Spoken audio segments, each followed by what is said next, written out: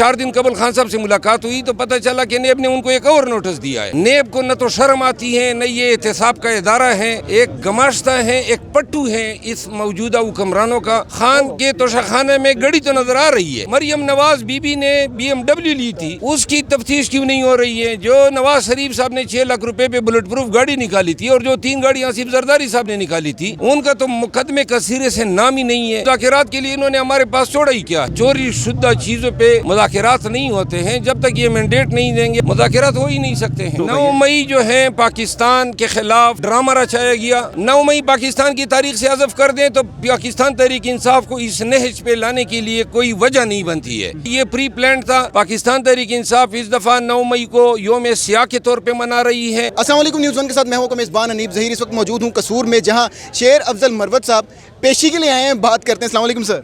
वालेकुम अस्सलाम। सर, वकील पहले केस लड़ते हैं, आप आजकल आप पेशी पे पेशी कर रहे हैं, कसूर आना पड़ गया आपको, क्या कहना चाहेंगे?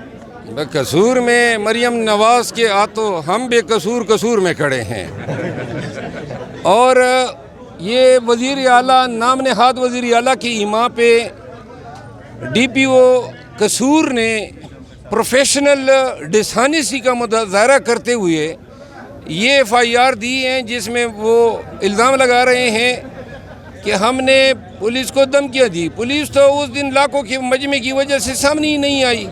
दूसरी बात यह है कि उसी रोज़ स्पीकर पंजाब असम्बली का भी जलसा था, उसके लिए 144 नहीं है और पाकिस्तान तहरीक इंसाफ के जलसे के लिए 144 है। एक ही मुल्क में 2 दस्तूर या 2 मुख्तलिफ स्टैंडर्ड जो हैं, ये बिल्कुल कानून की पामाली है। कसूर पुलिस ने इख्तियारात का नाजायज़ इस्तेमाल किया है, तजावुज़ किया है।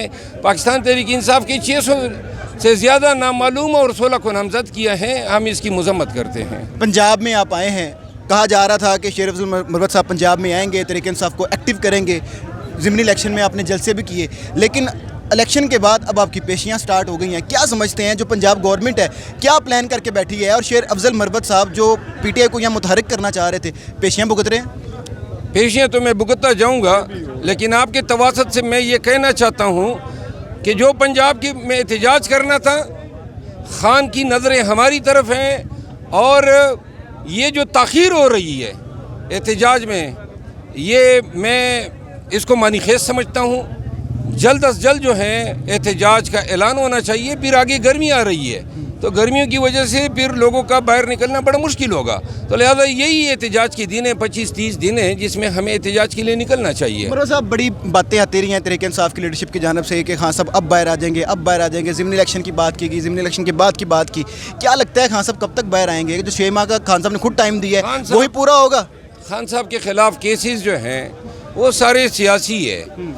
फिर केस 1 नहीं है, 2 नहीं है, 202 से ज़्यादा केसेस हैं। अभी खान साहब की जो रिहाई है साइफर में, इद्दत में और तोशाखाना रेफरेंसेस में बिल्कुल नविश्ता दीवार हैं। लेकिन मुखालिफिन ने क्या किया है कि अब दूसरी तरफ अलकादर यूनिवर्सिटी केस के ट्रायल को जो है टॉप गियर लगाया हुआ है ताकि यहाँ से रिहाई हो तो वहाँ पे फिर सज़ा हो। और ये 4 दिन कबल खान साहब से मुलाकात हुई तो पता चला कि नेब ने उनको एक और नोटिस दिया है। नेब को न तो शर्म आती है, न ये एहतसाब का इदारा है, एक गमाश्ता है, एक पट्टू है इस मौजूदा हुक्मरानों का इस्तेमाल हो रहा है। खान के तोशाखाने में गड़ी तो नज़र आ रही है। जो मरियम नवाज बीबी ने BMW ली थी, उसकी तफ्तीश क्यों नहीं हो रही है? जो नवाज शरीफ साहब ने 6 लाख रुपए पे बुलेट प्रूफ गाड़ी निकाली थी और जो 3 गाड़ी आसिफ जरदारी साहब ने निकाली थी, उनका तो मुकदमे का सिरे से नाम ही नहीं है। और फिर जो 24 अरब रुपये में से 14 अरब रुपए जो थे वो FIA का रेफरेंस था, 8 अरब रुपए जो थे वो नेब का रेफरेंस था। जो मियाँ शहबाज शरीफ साहब जो हैं वो डकार ले चुके थे, वो मुकदमा किधर गया? इवन फील्ड में अदालतों ने तो नवाज शरीफ को क्लीन चिट दे दी। हजरत और उनके ख़ानदान और उनके बच्चे भी उन फील्ड के उन्हीं फ्लैट्स में रिहाइश पजीर है। सारे लोग जो हैं बरी हो गए। शहबाज शरीफ, मियाँ नवाज शरीफ के दोनों बेटे, मरियम बीबी, आसिफ अली जरदारी साहब, एन उन्हीं अदालतों ने खान के ख़िलाफ़ یہ کنوکشن کی ایک فیکٹری لگائی ہوئی ہے. دڑا دڑ جو ہیں خان صاحب کے خلاف یہ فیصلے آ رہے ہیں. سر مولانا فضل الرحمان صاحب بھی آج کل کافی اینٹی اسٹیبلشمنٹ اور نون لیگ کے خلاف بات کر رہے ہیں, وزیر اعظم کے خلاف بات کر رہے ہیں. کیا کے پی کے میں ان کے ساتھ مل کے کوئی تحریک کا پلان ہو سکتا ہے؟ اور دوسرا مذاکرات کی بات کی جا رہی ہے پاکستان تحریک انصاف کی جانب سے کہ ہم تیار ہیں. کس کے ساتھ بیٹھنے کے لیے تیار ہیں؟ نون لیگ کے ساتھ بیٹھنے کے لیے تیار ہیں؟ زرداری صاحب کے ساتھ بیٹھنے کے لیے تیار ہیں؟ کس کے ساتھ مذاکرات کر رہے ہیں؟ ہم نے تو مذاکرات کی تیاری کے لیے کوئی بیان ہی نہیں دیا ہے. ہم مذاکرات کے لیے انہوں نے ہمارے پاس چھوڑا ہی کیا ہے. تاریخ میں پہلی دفعہ پنجاب نے اسٹیبلشمنٹ کے خلاف ووٹ دیا. 2/23 اکثریت سے زیادہ ہماری حکومتیں بنی اور بنانی چاہیے تھی. عوام کا مینڈیٹ انہوں نے چوری کیا. اب یہ کہتے ہیں کہ جی آئیں ہمارے ساتھ مذاکرات کریں. چوری شدہ چیزوں پہ مذاکرات نہیں ہوتے ہیں. جب تک یہ مینڈیٹ نہیں دیں گے اور قانون کی حکمرانی کے آگے اپنے آپ کو سرنگو نہیں کریں گے, مذاکرات ہو ہی نہیں سکتے ہیں. سر آخری سوال میرا یہ ہے کہ 9 مئی کو کال دی گئی ہے, میڈیا پہ باتیں چل رہی ہیں کہ پاکستان تحریک انصاف کے جو لوگ ہیں وہ پروٹیسٹ کریں, گھروں کے اوپر جھنڈے لگائیں. تو کیا اس پروٹیسٹ کو کس نظر میں دیکھا جائے؟ کس کے خلاف پروٹیسٹ ہوگا؟ 9 مئی جو ہے پاکستان کے خلاف ایک ڈرامہ رچایا گیا. 9 مئی پاکستان کی تاریخ سے حذف کر دیں تو پاکستان تحریک انصاف کو اس نہج پہ لانے کے لیے کوئی وجہ نہیں بنتی ہے. تو لہٰذا یہ پری پلانڈ تھا.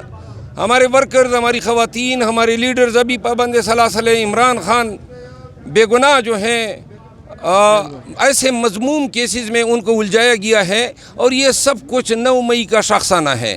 9 مئی کی جوڈیشل کمیشن کے لیے خان صاحب نے 22 مئی 2023 کو آرٹیکل 184(3) کے تحت پٹیشن دائر کی ہے. ہم نے بارہا یہ مطالبہ کیا ہے کہ 9 مئی کی جوڈیشل انکوائری کرائی جائے. لہٰذا پاکستان تحریک انصاف اس دفعہ 9 مئی کو یوم سیاہ کے طور پہ منا رہی ہے. یہ پی ٹی آئی کے خلاف اور ریاست پاکستان کے خلاف, عوام پاکستان کے خلاف ایک سازش تھی اور اس سازش کو آج تک پوری قوم بھگت رہی ہے. بہت شکریہ سر.